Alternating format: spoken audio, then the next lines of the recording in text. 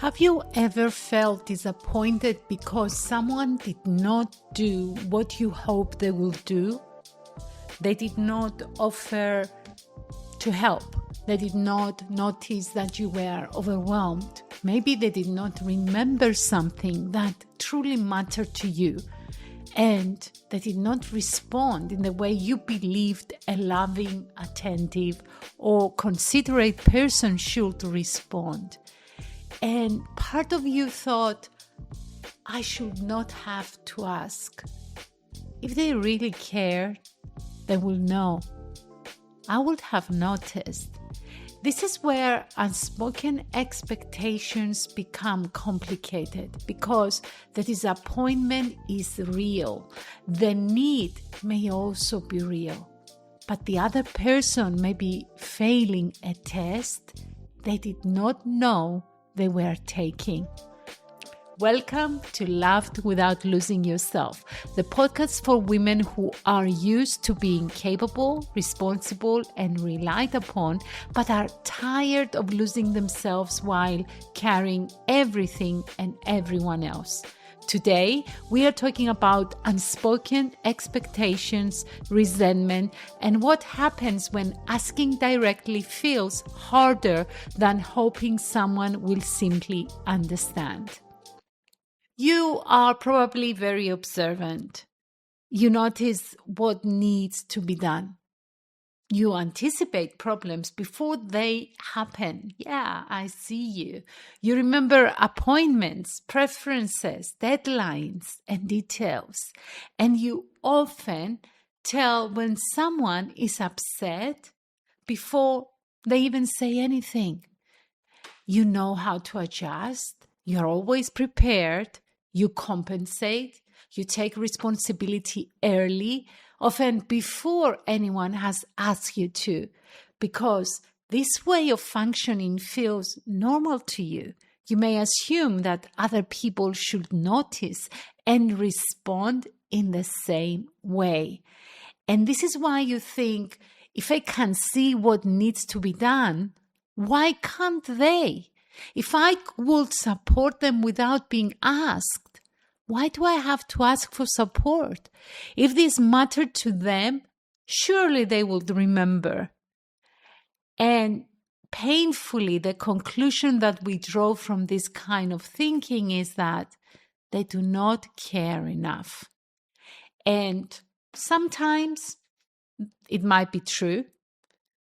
There are people who repeatedly ignore clear needs, avoid responsibility or benefit from your own functioning, but not every failure to anticipate your need is proof that someone does not care. Sometimes it may mean the expectation was never made clear. You see, when you expect someone to know what you need without telling them, the relationship can quietly become a test because you're thinking, will they notice this time? Will they remember? Will they offer? Will they choose me without being prompt? And the other person does not know that their response is being measured. But what you do is watching. And when they fail to act, you feel hurt. And that hurt is not always about that particular task. It becomes evidence. And evidence that you matter less. Evidence that you are alone. Evidence that you give more than you receive. The problem is that the test does not necessarily reveal the truth. It reveals whether the other person interpreted the situation in the same way you did. That is not always the same thing, though, as love, care, or commitment. There is a distinction here. And I want to cover why asking can feel so difficult to help us understand. Asking directly Sounds simple. But what it causes for many women is to be emotionally exposed. When you ask, other people can say no, and they can disappoint you openly. They can show you that they are unwilling or unavailable. So as long as you don't ask, you can continue hoping they will choose to offer. But what you do is you avoid the vulnerability of naming what you want. And also, there may be a part of you that believes asking makes the gesture less meaningful. So you might be thinking, it does not count if I have to ask. You justify the fact that you're not asking. But relationships are not built on mind reading. They are built on communication, responsiveness, and what people do once they understand what is needed. A person cannot respond to information they do not have. And this doesn't mean women must explain everything. And I want to make this important distinction, because this conversation is not about asking women to manage every adult around them. It is not about repeatedly explaining basic respect. It is not about reminding someone of the same responsibility after you have already communicated clearly many times. And it does not mean you should accept chronic indifference because you failed to phrase your request perfectly. Sometimes the expectation has been made clear. Sometimes the issue is not communication. It's unwillingness, avoidance, or lack of care. But I want you to remember that there are also moments when we have said nothing, hinted indirectly, or hoped the other person will interpret our silence correctly. And we need to be honest about the difference. Resentment can tell you that a boundary has been crossed. It can also tell you that you have been giving more than you genuinely wanted to give. And sometimes it points to a request you have not made. This is the difference that I want you to understand. You feel that resentment when you don't make the request. When you don't say to the other person, I need more help. I need you to take responsibility for this. I want you to ask how I am rather than waiting for me to fall apart. I need time that does not belong to anyone else. I do not want to be the person who remembers everything. And instead of saying these things directly, you may keep doing more. You wait for someone to notice. And when they do not, this is when the resentment grows. This is one of the ways women lose themselves while appearing strong, because they continue meeting everyone else's needs while leaving their own needs unspoken. And I want to make sure that you understand that a clear request is not a demand. What do I mean by this? Making your expectation clear does not mean controlling the other person. What it means is that you give them accurate information.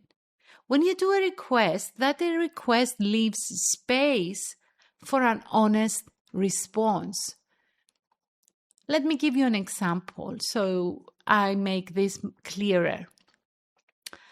You might say, I need you to handle dinner twice this week without waiting for me to organize it. Or I would like you to check in with me before making plans for Saturday. Another one can be, I need 30 minutes alone when I come home before we discuss anything important. Or I want us to decide together how we divide these responsibilities. Can you see the difference here? Let me give you another one. I do not have the capacity to carry this by myself anymore. These statements are more vulnerable than silent resentment, but they also are more honest because they allow the relationship to respond to what is actually true. And what happens after you ask matters. Clear communication does not guarantee that the other person will meet your need. But what it does is that it gives you better information. So if you make a reasonable, specific request and the other person listens, engages, and tries to respond, there is something to work with. However, if they repeatedly dismiss you, refuse the responsibility, or expect you to continue carrying everything, that also gives you information. Clarity does not force someone to change. It helps you stop confusing what you hoped they understood with what they have actually shown you. I want to give you 4 questions. And I would like to urge you to use these questions when you feel disappointed or resentful. It will help you gain clarity, it will help you understand what's going on, and it will help you make the right request without the resentment. So the first question is, what did I expect? This is where you name the expectation precisely. Not generally, I expected them to care. What did you expect them to do? Be honest and clear. Second question, did I communicate that expectation clearly? Did you say it directly? Or was it a hint? Did you assume? Did you expect them to notice? Again, honesty. Answer these questions with honesty. Third question, is this a new request or a repeated pattern? You see, there is a difference between something you have never expressed and something you have expressed many times without change. And the last one, the fourth question is, what do I need to say now? What request, boundary, or truth have you been avoiding? And this question builds from the reply of the third one. Because if you express this for the first time, then it becomes a request. But if you expressed it many times without change, then there is a truth hidden there. And it's up to you what you want to decide to do with that truth. And there is always a deepest issue. And the deepest issue is not about improving communication. What it is about is whether you believe your needs are allowed to be spoken. We are circling back to the same issue. Many women are comfortable meeting needs. Let's be honest, we are. We are very comfortable in meeting the needs of other people. What we are less comfortable is to having them. We know how to be useful, but we do not always know how to be direct. We wait until the need becomes frustration. And until that frustration becomes resentment, and then resentment becomes distance, we don't talk. If we want to stay present in the relationship, we need to start talking and expressing our needs earlier, not disappearing behind what we hope the other person will understand. For this week's practice, I would like you to think about one person you currently feel disappointed with. And then ask yourself, what did I expect them to know? Did I make that expectation clear? What have I been hoping they would notice without me saying it? Then decide whether there is a direct request you need to make. Don't make it a criticism. Not even a long list of everything they have failed to do. One clear request. You cannot create closeness by hiding the truth and waiting to see whether someone discovers it. And you cannot know how another person will respond to your needs until you allow those needs to be seen. Perhaps you have become the woman who notices everything, anticipates everyone else's needs, and carries more than other people realize, while waiting for someone to notice what you need. But waiting is not giving you clarity.